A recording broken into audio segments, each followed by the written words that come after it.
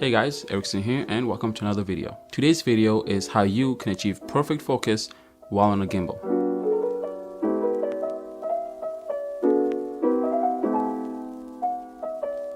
I'm going to be showing you guys two ways you could achieve this. One way is with a focus control system and the other one is without. Personally, I use the one without because 99% of the time, it's only me, myself, and I on the shoot. Now, if you have a camera that can shoot autofocus, you could use that. But for most cameras, the autofocus isn't that great, especially if you have a whole bunch of things moving on in the shot. And also, some of us just don't have such luxuries. For me, I use the Pocket 4K as my main shooter.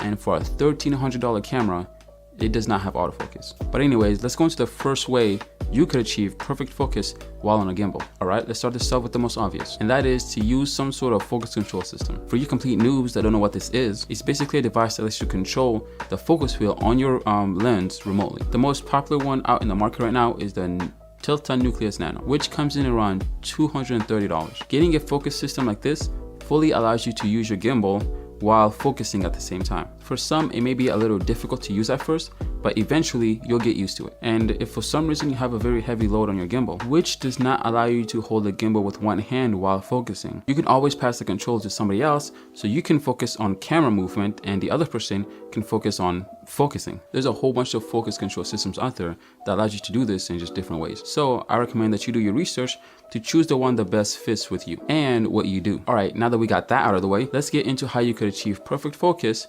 with nothing but your gimbal and your camera. Using a high aperture on your lens is a great way to keep everything in focus because it gives you a bigger focus area. That's in fact how I achieved this shot. As you can see, I'm moving in and out, but still keeping everything in focus. If you use a lower aperture, however, it gives you a very thin focus area, which in turn is very difficult to keep a subject in focus, especially if your camera or subject is moving around. But one of the downsides of using a higher aperture is you get less shadow depth of field. That just means that more of the background will be in focus. However, that is a sacrifice that you should be willing to take in order to have your subject in focus. Another major issue you choose when you use a higher aperture is you lose light. Essentially, what you're doing when you close down the aperture is you're making the circle tighter and tighter, which in turn reduces the amount of light that is allowed to touch the sensor. One way to get around this is to add more light. Well, that is if you're in a controlled environment. If you're not, then I recommend you pick a camera that is very good on low light. So you can boost the ISO up without introducing too much noise in your shot. Now, there's another way to achieve perfect focus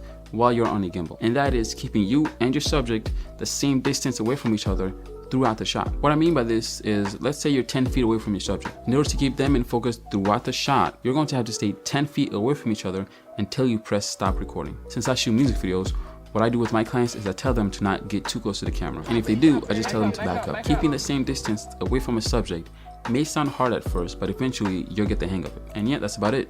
I hope you found this video helpful. If you did, please consider subscribing, liking, and leaving a comment. Otherwise, I'll be seeing you guys in my next video. Peace out. 7:54. That's a cut. That's a wrap. That is a wrap.